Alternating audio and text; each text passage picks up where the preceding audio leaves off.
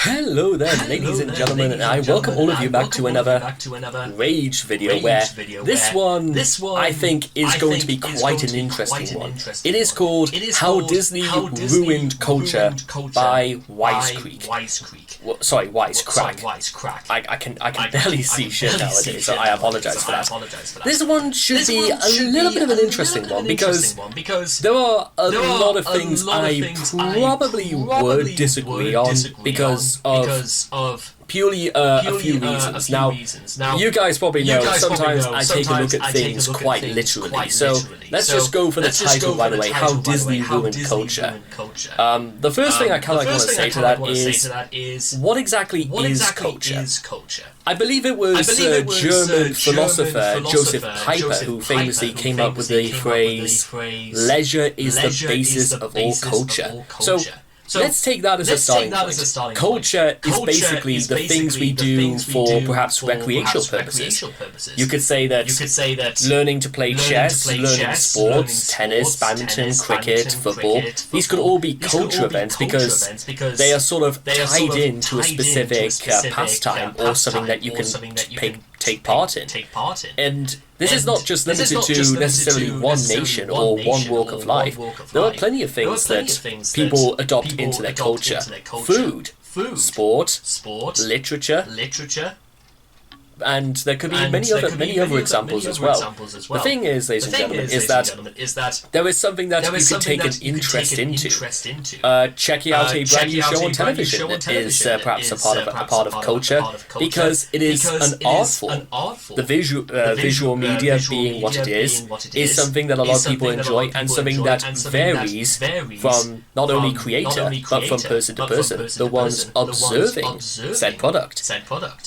So when it comes to Disney, you have to start by first asking yourself, what exactly has Disney influenced on the world so that it becomes a part of our pastime, a part of our culture? And not just the culture in Great Britain or America, but we're talking all over the world. Well, to that end, ladies and gentlemen, it's important to remember that after, and I remember watching this on a video where we talked about the history of anime and the otaku, is that for the most part, Disney had a tremendous influence in bringing the characters of Mickey Mouse, Donald Duck, and Goofy all the way to the land of the rising sun. And you could even argue it was almost what kick-started a revolution in animation or in art forms all over Japan. Even though you could say Japan's history is far deeper than that, and while it's possible to say that Disney has influenced some of these aspects, it's not necessarily meaning to say that it has complete dominant control over them, at least as far as exporting goes. What can be determined, however, is let's take a very specific example. Let's say Pinocchio. Let's go for that. Now, Pinocchio was released as far back as either 1940 or 1941, so it's as of this date, at least an 80-year-old film. Now, you may remember Pinocchio. I'm just going to pull this up for 1 second. I'm going to make sure I get this right, because I don't particularly like the idea of getting things right, just to point this is that the issue, first of all, ladies and gentlemen, you go onto Google right now and you type in Pinocchio. This is the first thing you'll see. You see, well, first off, I can't technically spell Pinocchio, but that's besides the point. You notice the 1940 film is the first thing that comes up. It's also the images, the first thing you see is of Pinocchio and Jiminy Cricket. You see all of this, but what you see immediately underneath is the book itself from 1883 by Italian writer Carlo Collodi. That's the first thing you see in all of this. And what you begin to see underneath it is aspects of the original book start to influence of what came out. And also, bear in mind, you go through here, and again, it focuses again on the film itself and nothing on the original book by what did I say it was? Carlo. By Mr. Collodi. That's possibly a pretty major thing right there, is that they will prioritize putting Disney's name first above perhaps the thing you're looking for. Now, with that being said, if you type in Pinocchio into Google search, maybe it's because the algorithms will search that technically the book is The Adventures of Pinocchio, I believe. Nevertheless, it's the first thing that comes up. But let's try something a little bit different. Let's see. I want to try something just a little bit more. Let's say abstract. Let's say Popeye. Let's try that, because I know there is a live action film based on Popeye. And well, as you can see right there, it's I may as well pull it up for you anyway. Is that Popeye is still technically up there. Now, despite the fact that, well, even if, as you can see here, it's still nothing about the Disney movies, apart from, well, technically here it is, and you'll be surprised to know that it was Robin Williams was in that movie. So, good for him. I think, well, I'll probably have to cut that part out. That's just going through my Patreon anyway. So, let me just get rid of that. I think the point of what I'm trying to say right now, just as a starting point for this video, is that there is something to be said about possibly... The possible thing I'm trying to point out is that there are certain things that Disney has adopted that have become a little bit more popular because of how well it's sold and how well people have adopted into modern day culture. You take a look at all of the fairy tales that Disney has adopted over the years. You put them into the search engine, I can guarantee the first thing you're going to see is the Disney renditions of those films. I mean, let's do Cinderella, for example. Do you reckon you're going to see... Yes, indeed. And actually, the first thing that comes up is the Andrew Lloyd Webber version of Cinderella. So you don't even get the Brothers Grimm pull-up edition of Cinderella, or even the ones adopted by Philip Pullman. The first thing you see is the Disney renditions. I'll put it up here just so everyone can see that. You see Cinderella, Andrew Lloyd Webber, and this talks about the movie. This talks more about the movie, and you only get it down here, and it's kind of very interesting that it's sort of all the way down there. And again, put Cinderella in. Actually, funny enough, and I know I'm sort of like dragging this out a little bit, but I kind of like wanted to make this as a definite point, is that Cinderella was the movie that Walt Disney wanted to make more successful than anything he's ever done. Because I think it was something in the documentary said it was the one fairy tale he think applied more to his life than anything else he's ever done. So, although to be fair, I think he might have also said the same thing about Fantasia, but that's up for debate. Well, I say up for debate, it's whether it is or it isn't. But with that being said, I think this is a subject matter that runs far deeper and probably can be discussed more ad nauseum by Wisecrack than maybe I can. But let's see, let's learn something today, ladies and gentlemen. When you wish upon a star and all that. So, if you guys want to check out the original video for yourselves, links will all be in the description down below. Let's begin. How Disney ruined culture. This video is brought to you by Wondershare Filmora 10.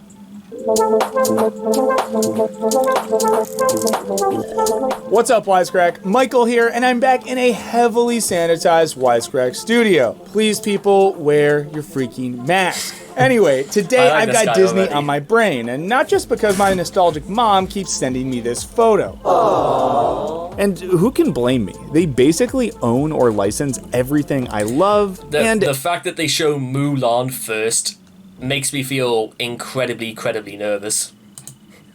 Everything I hate. And that's not to mention the new season of The Mandalorian, because they own Star Wars. Also X-Men. That's right, they own the X-People. And just take a gander at the top grossing films last year, and you'll be greeted by one name and one name only. See, from Endgame to Aladdin, from Frozen 2 to Toy Story 4, Disney made 7 of the top 10 highest grossing films of 2019. And while this feat is impressive, even for the big mouse, it's not exactly something new. In fact, many of the top 50 highest grossing films of all time were either made by or later bought by Disney. Now, maybe for some of you, this doesn't matter as long as you get that Marvel Cinematic goodness injected into your eyeballs a few times a year.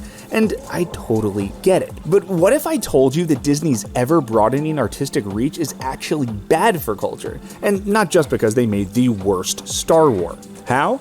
Let's find out in this wise... Here's just a list of things I haven't technically seen. Any of the Star Wars films, that's including the originals and the prequels, as well as the new editions.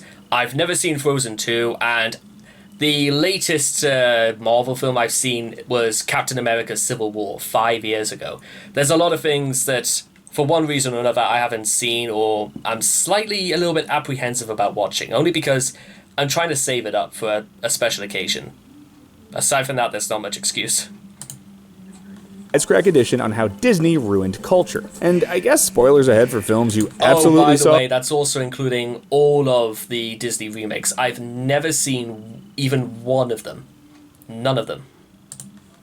If you were ever a child. But before we get into it, I want to give a shout out to this week's sponsor, Wondershare Filmora. We've all been picking up new hobbies since early March, and if you're thinking about starting your own channel, then you should check it out. Wondershare Filmora is a simple-to-use video editing program which is comparable and more affordable than other big brands you might know. Filmora isn't just for simple edits either, since it includes advanced features like chroma keying, video stabilization, and speed duration clipping. Here at Wisecrack, until recently, we haven't been able to shoot in our regular studio with fancy cameras and lights. But editing with Wondershare Filmora, we could combat some of our issues. The new update includes some awesome key features, like color match, keyframing, motion tracking, and audio ducking, so you can create a professional-looking video. The best part is that the interface is user-friendly, so you don't have to worry about spending too much time Googling tutorials. Click the link in the description to check it out for yourself.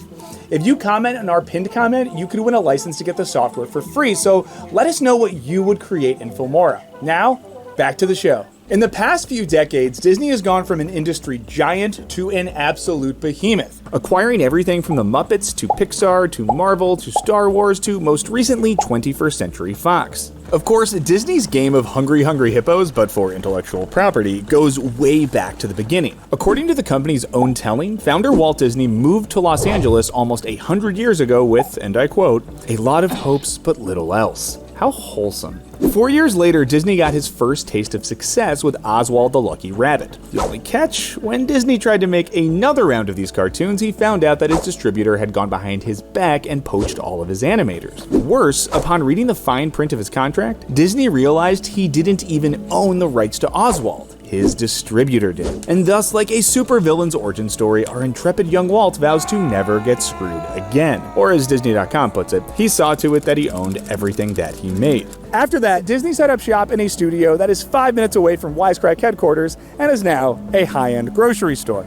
Here, he created his most iconic character. From then on, Disney became a veritable creative and financial powerhouse. By 1937, it would break all box office records with the release of Snow White and the Seven Dwarfs. Early on, though, the success was predicated on a simple formula. Find an existing story, make it as cute and wholesome as possible to maximize your potential audience, and then dive into your Scrooge McDuck-sized money pool. Of course, you might think this is fine. After all, pop culture is, by definition, entertainment aimed at the largest possible audience. And Disney definitely had one thing: an aesthetic. You know, round faces, saucer eyes, big goofy grins, and if the kids love it, how could it be bad? But as we've mentioned before, Disney's reign of cuteness was not a happy accident or mere coincidence. Walt was basically ruthless in his quest to make all things adorable. And in the process, Disney has spent the last 100 years acquiring stories, adapting them, and ultimately twisting their original artistic intentions beyond recognition. All of which is to say... You know what, there is a slightly strange thing I kind of would have had about this theory. Let's think about this. Snow White was released 1937.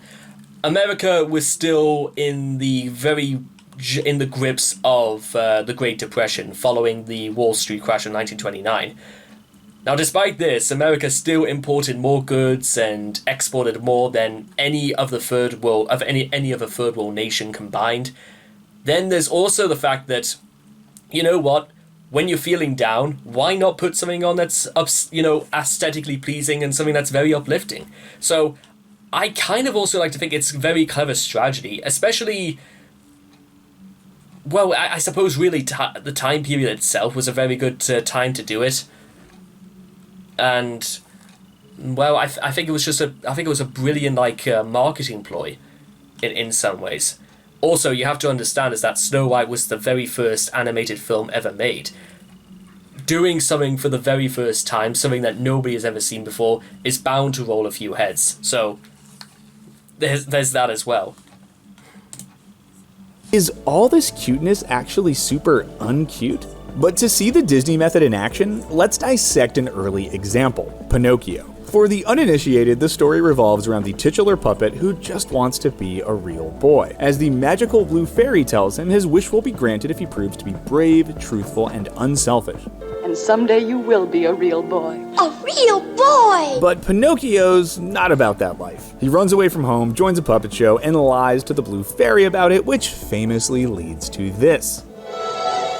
The fairy lets him off the hook, but Pinocchio doesn't stay out of trouble for long. He's soon whisked away on an all-expense trip to the dubiously named Pleasure Island. There, Pinocchio and his resort buddies engage in all sorts of vices, from drinking to smoking to gambling, only to find out that they're turning into donkeys. But with the help of his cricket companion, Pinocchio narrowly escapes, only to learn that his daddy got lost at sea looking for him. It says here he went looking for you, and he was swallowed by a whale. Pinocchio then sacrifices his little wooden life to save the old man from the literal belly of the whale. But lo and behold, now that Pinocchio is good, he's brought back to life by the blue fairy, but this time as a real boy. And everyone lives happily ever after. If only life was that easy. But what if I told you that the author of Pinocchio, Carlo Collodi, never intended for his story to give children that warm, fuzzy feeling? And that once I was about to say, Collodi with that whatever was around his neck, a collar or something like that, he didn't particularly look very comfortable either. I think maybe it was intentional. He wanted his audience to look as uncomfortable as possible. Thinking ahead here. And also, me looking up Pinocchio earlier, that was completely not intentional anyway to this anyway, so there you go. Disney had bought the rights to the story, the company whitewashed Pinocchio to fit the big mouse's cutesy aesthetic. If you have any doubt, then I present to you the original ending of Collodi's Pinocchio. Without loss of time, they tied his arms, passed a running noose round his throat, and hung him to the branch of a tree called the Big Oak. A tempestuous northerly wind began to blow and roar angrily, and it beat the puppet from side to side, making him swing violently, like the clatter of a bell ringing for a wedding. And the swinging gave him atrocious spasms. It's really bad. His breath failed him, and he could say no more. He shut his eyes, opened his mouth, stretched his legs, and gave a long shudder, and hung stiff and insensible. You heard right. Collodi had Pinocchio gruesomely hanged. This inspired so much angry fan mail that his editor demanded he bring the puppet back to life and continue the series, which he begrudgingly did. In Collodi's defense, though, Pinocchio being hanged was pretty much par for the course. It's hard to see in Disney's version, but Pinocchio was intended to be a tongue-in-cheek, albeit bleak, morality tale. The simple moral?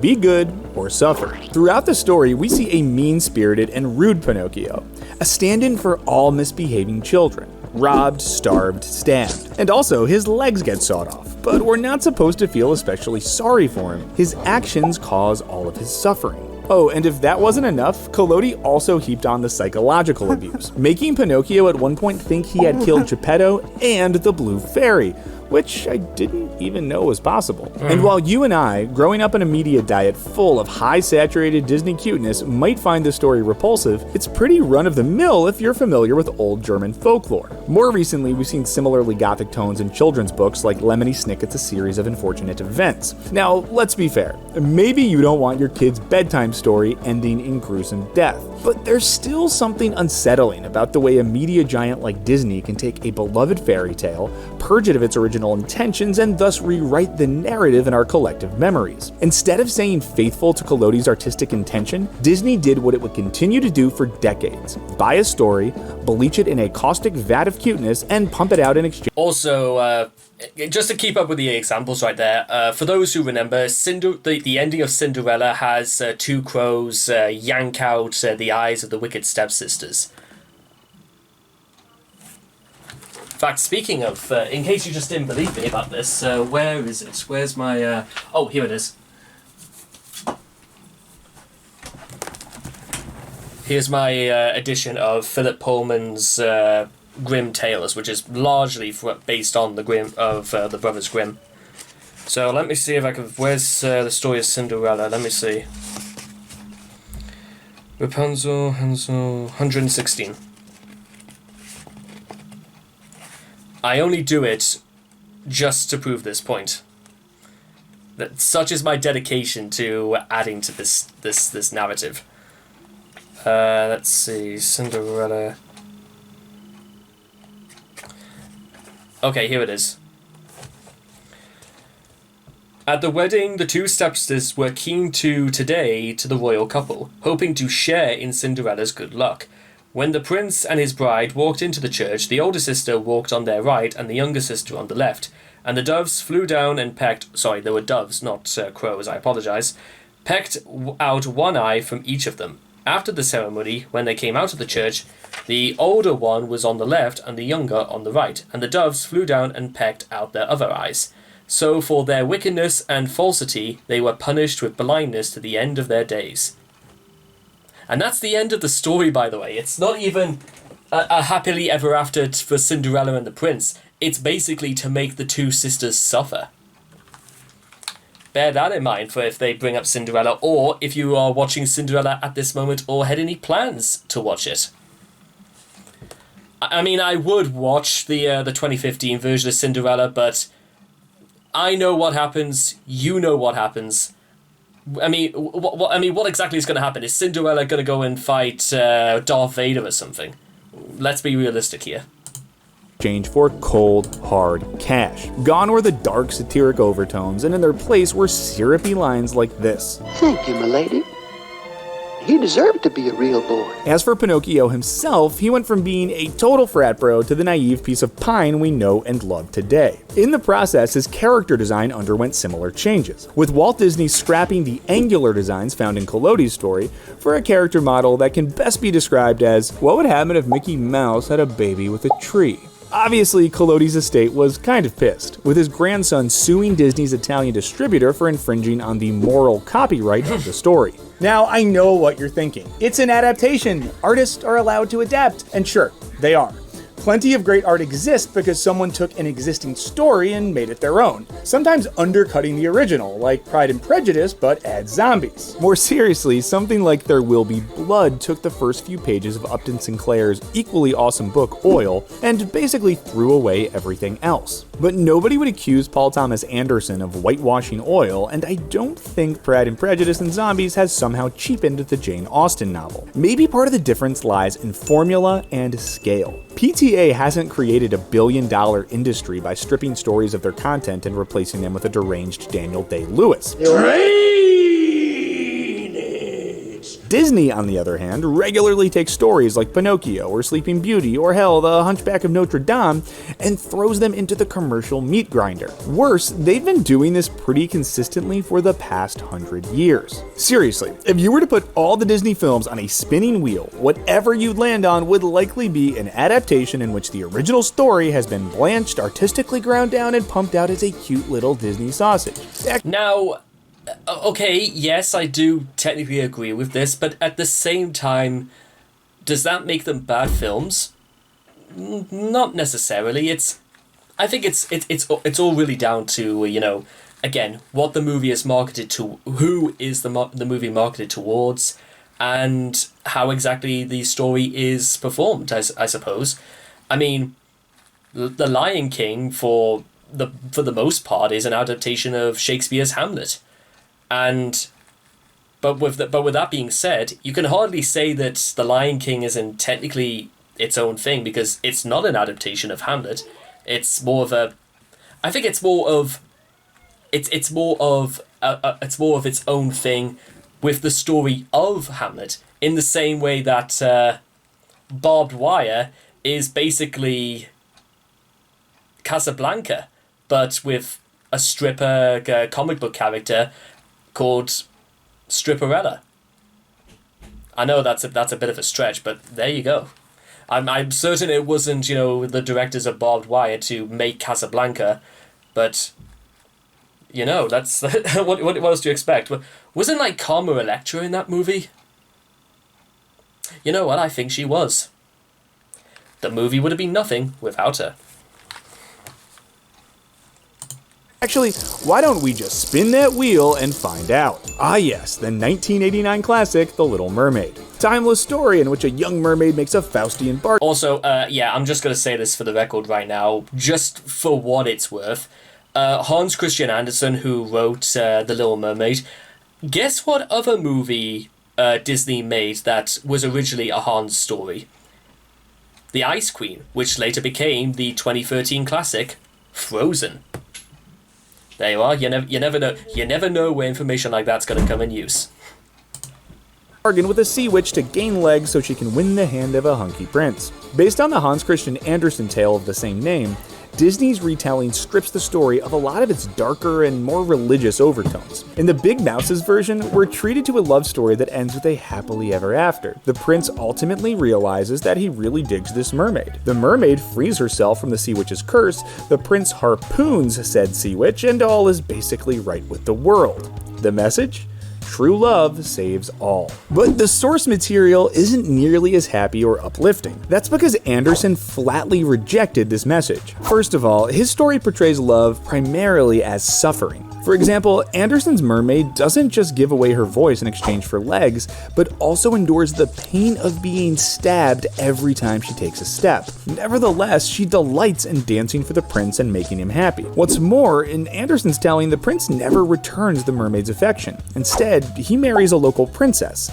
So yeah, rough deal. But there's a reason for this. Andersen wanted the mermaid to be saved, not by love, but by sacrifice. At the start of the story, the mermaid despairs not just because she's half fish, but also because she doesn't have a soul and won't be able to chill with her prince in heaven. In fact, the whole bargain with the witch revolves around Ariel gaining a soul if she manages to kiss her true love. But as Andersen explained to a friend, he never wanted the mermaid to gain a soul simply because she fell in love with a straight-up hunk. He thought such an ending would be explicitly wrong. In short, Andersen would have despised Disney's ending, in which a kiss and a strategic boat crash saves the day. See, in Andersen's tale, the mermaid saves the day with a Christ-like sacrifice where she gives up her life and love to save the prince.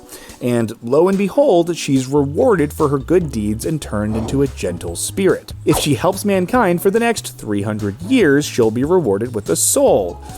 Hooray. Well, according to Andersen, this is the more natural, more divine path, though it probably wouldn't have jacked up Disney's 1989 stock prices. And at this point, we could keep rambling off examples. The real Pocahontas is not a story about the freedom to love who you choose. It's about colonists kidnapping a Native American woman and murdering her husband. The original Sleeping Beauty is literally about a woman being non-consensually impregnated in her sleep and giving birth to twins, also in her sleep. Now, we're not going to say Disney should be making more films about assault because that'd be horrible. However, the general Disney meat grinder, which polishes off any rough and unsavory edges, comes with that's quite I like that, unsavory assault. Whilst we get rid of this ad for Fortnite for 1 second, I will include something I want to stress in the ending, because it's sort of a little bit about how I write my material for books. I'm only doing it because it's kind of a little bit influenced by Disney, but I'd say it's more Hans Christian Andersen, more what Disney thinks Hans Christian Andersen was, as opposed to perhaps what he really was. In fact, the more I think about it, my ideas for novels are more based on Andersen than Disney's version of Andersen. Oh. honest, it's a very shitty history lesson that some people might never question. But that's just the first of many ways that Disney's storytelling might actually be a major disservice for developing young minds. That's because most of the stories Disney adapts are fairy tales. And while these stories may often be dark and complex and vaguely disturbing, they also offer children a symbolic template for understanding the world. For example, in a children's cancer clinic, researchers found that patients were able to use fairy tales to express and cope with their anxieties. One child, for example, identified with the big bad wolf in Little Red Riding Hood, venting his frustration and anger by drawing an oversized wolf with massive teeth. Another child drew a comically tiny wolf as an expression of confidence and bravery in the face of his struggles. Here, we see how the darkness of fairy tales can actually offer a light to children confronting adversity. But Disney often strips these fairy tales of their bite, instead inserting a bland, wholesome narrative, as we saw with Pinocchio and The Little Mermaid. And ironically, in the process, Disney's developed new narratives that are in their own rights potentially quite destructive. As psychologist Susan Darker-Smith points out, young girls who identify with characters— well, apart from maybe Peter Pan, I like to imagine J.M. Barrie, if he— did J.M. Barrie ever watch Peter Pan? I'm pretty sure he must have been pretty happy. In fact, Peter Pan is one of my favorite movies of all time, Peter Pan, and I actually think they did a good— I mean, obviously, it's not nearly as like— I mean, the first line of the book is Peter Pan was the of all children grew up except Peter Pan. I'd like to imagine that you could have just written the rest for yourself with a line like that to begin with. But I think, honestly, Peter Pan was just kind of like a fun little adventure movie that's sort of charmful and got a lot of heart behind it. And you could have called it anything else and just whatever, that would have been that. That's my take anyway. Characters like Cinderella or Belle from Beauty and the Beast are more likely to end up in abusive relationships as adults. While interviewing victims of domestic abuse, Darker-Smith found that many identified with the heroines of these stories, in which love conquers all, believing that if their love is strong enough, they can change their partner's behavior. Of course, the reality is tragically different. Ironically, by peddling a convenient narrative in which all the world's problems can be solved by true love, Disney fails to give children any tools for navigating real-life problems. And that was kind of the whole point of fairy tales, to convey the darker and crueler aspects of life so as to better prepare children for the realities of adulthood. Of course, this all begs the question: should Disney care? According to the legendary and incendiary free market economist Milton Friedman, definitely not. He argued that companies don't have the same responsibilities that people do. A person might have a responsibility to be a nice neighbor or recycle, while a company's only responsibility is to make more money. And Friedman's definition of corporate responsibility has pretty much become gospel. In other words, Disney will only do what is required to make the most amount of money, regardless of the social consequences. It's the capitalist raison d'etre of companies the world over, and it explains why Disney operates a cuteness factory. Indeed, when Disney went dark in the 1970s and 80s, it put out a series of grimmer, edgier films like The Black Cauldron that were huge box office failures and nearly brought about the collapse of the great empire of Mouse. The so-called Disney Renaissance of the 90s was a major course correction back into the sentimental cuteness that has sustained the company ever since. And it's no wonder. Cuteness, after all, has a very particular way of hijacking our brains. And more importantly, it sells. Studies have shown that cuteness increases our concentration, a useful trick to make sure humans pay close attention to their adorable young, or, pay more attention to a dysfunctional snowman. Even more telling, when volunteers were hooked up to an MRI machine and bombarded with cute images, their nucleus accumbens, also known as the pleasure center of the brain, lit up and started pumping out dopamine. In other words, when viewers saw Mickey Mouse's adorable body bob up and down on screen 100 years ago, they were unwittingly receiving the first microdoses of Disney-branded brain candy. Interestingly enough, the phenomenon of cuteness being used for potentially nefarious purposes has a name. Cultural theorist Joshua Paul Dale calls it evil cute. And while Dale specifically cites gambling machines that use cute cartoon kittens as an example, it's not hard to argue that Disney's precious animated friends might also qualify. In the end, cuteness is just a means for Disney to pad its bottom line, regardless if it's telling stories that are ultimately good for children. And while you might not be too devastated to hear that Disney sabotaged your favorite 16th century tale about a naughty sentient puppet, the Disneyfication of storytelling becomes more viscerally upsetting when the big mouth starts screwing around with more iconic cultural works. You catch my drift? Ever since Disney acquired the universe's most beloved franchise, fans have increasingly despaired at the creative choices that resulted. The last trilogy began with sentimental fan service befitting of Disney. It seemed to briefly flirt with darkness and complexity in The Last Jedi, suggesting Star Wars wouldn't fall completely into the pits of cuteness, and then this.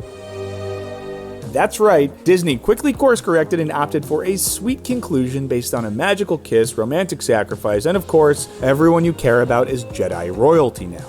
Rey Skywalker. All of which is to say, there's no property or franchise which Disney won't find a way to wrap its cute little tentacles around. So what happens now?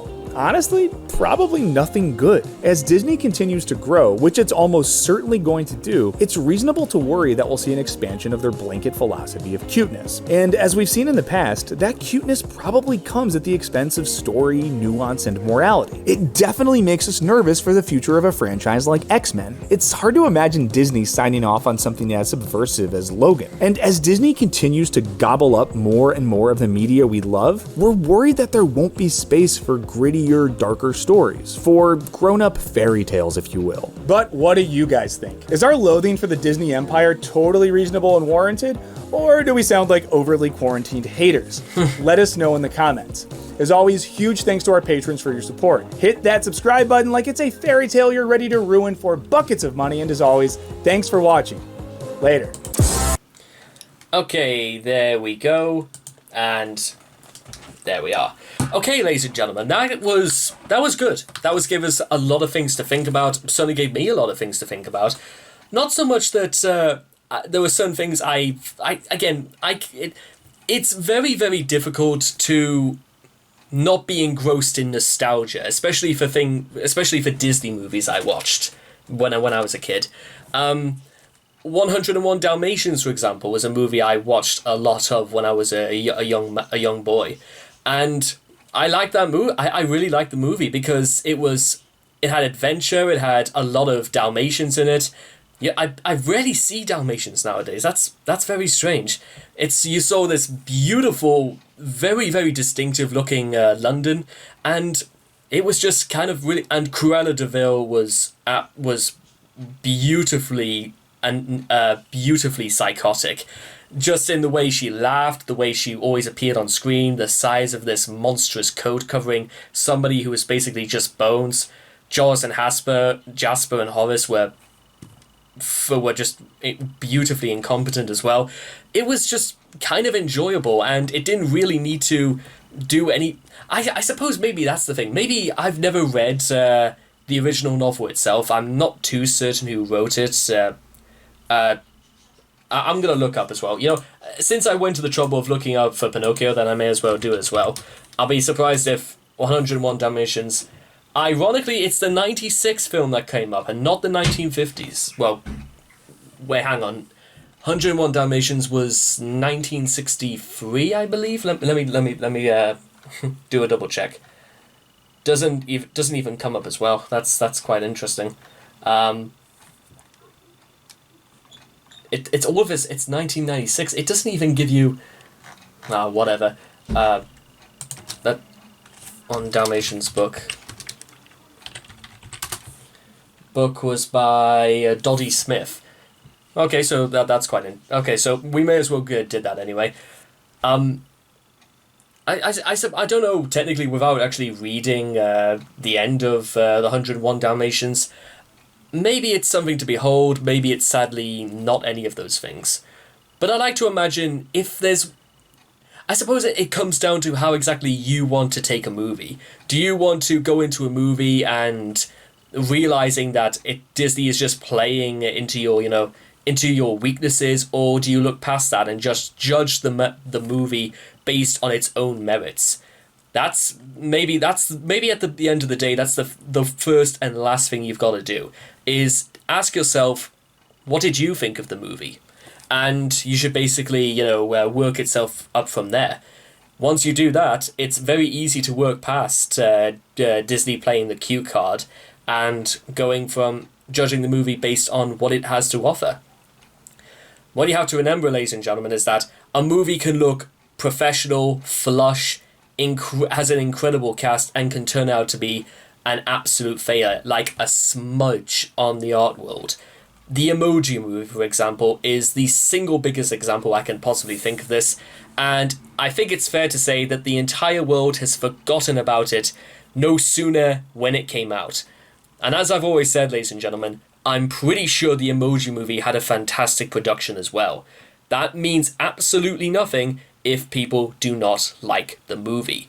And I don't like the movie. It's a knockoff of Toy Story. It's the dollar store knockoff of Toy Story. And Toy Story was really good at what it did for Pixar because it was charming. It had likable characters. It had a very believable kind of like conflict between Buzz and Woody, and it felt natural in a very strange way about a movie about talking and animated toys. It was very natural, and it did what it set out to do. In my opinion, it could come down to just about anybody else. So again, that's sort of what I think, and Disney can buy the rights and do whatever it wants to any sort of narrative, and you could argue that whether it stays faithful to it is another point entirely, but sometimes if it does or it doesn't, it can alter a lot of people's perspective on what it turns out to be. You want a really good example of this? Take the movie Johnny Got His Gun. And I just want to do this one more time. I might do this a few more times anyway. By Dalton Trumbo. But it was written by a man called Dalton Trumbo. Now, let me tell you a very short story about what's very, very interesting about the movie adaptation of Dalton Trumbo's novel. Dalton Trumbo was the director of that movie. You're not going to believe that, ladies and gentlemen, but that is true. So that's a very rare instance right there, but it meant that Dalton Trumbo could write and direct the movie as he wished. And Johnny Got His Gun was a fantastically dark movie, as well as a fantastically dark book, because of what it was set out to do. It didn't deviate from its message of bleak nihilism and hopelessness. And you want to know one of the best things about it, ladies and gentlemen? Guess who owns the rights to Dalton Trumbo's Johnny Got His Gun now? Metallica. They own the rights to the novel because when Metallica wanted to make the music video 1, which was entirely based on Johnny Got His Gun, what Metallica found out is they could just straight up buy the rights to Dalton Trumbo's novel because it would have been much cheaper to do that than to just take clips from the movie. So all the rights for any right that Johnny Got His Gun is bought and sold now, it will go straight to Metallica, which listen, as a heavy metal heavy metal fan myself, that seems like a fair deal to me. Well, I suppose maybe the relatives of Trumbo would probably look at that slightly differently, but it's at any rate they'll probably appreciate his work anyway. I certainly do anyway. Now, there's only one more thing I kind of wanted to speak about. Well, two more things. The first is what I suspect is to what degree, or rather, where can Disney go if it wants to go back to its roots? I don't technically think there's going to be a period in maybe the next 50 years where Disney is going to suffer financially. For one of two reasons. The first is that Disney can almost monopolize anything it wants now. Usually there are rules in place about people who, companies who can't do those sort of things.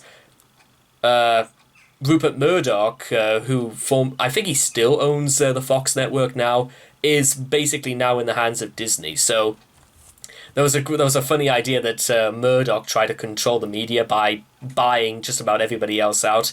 The same goes to Vince McMahon, who decided to buy out all the wrestling territories so he could like stand as the biggest of them all. And then finally, there comes this final point of, to what degree, or rather, do Disney keep buying people out and, you know, generating enough money to make even more money? For example, what would happen if I said to you tomorrow that Disney decided to buy out Studio Ghibli, or Ghibli, as you were? What would happen if suddenly Studio Ghibli pumped out movie after movie after movie? Or even if we ignore Studio Ghibli for 1 second, what about Mad Dog? What happened if Disney bought them out? Because Mad Dogs do some beautiful anime films as well. There was one that I watched a couple of weeks ago called Words Bubble Up Like Soda Pop. It's a very charming story with a very charming direction and a beautiful color palette. But what happens if Disney was to buy something like that out? Because Words Bubble Up also plays on the cute factor quite a lot, but it's in the story is what makes it shine. It's a really nice little story. And I suppose maybe you could say more in Japanese culture, where the kawaii factor, I suppose, could bring in not only more audiences in the Eastern world, but also to the Western world. It could probably play into the otaku marks from the Western world. So you never know. They could capitalize on expanding globally, perhaps, to that matter. What would happen if Disney was to also buy out the rights to Peppa Pig, which is now a multi-million-dollar franchise.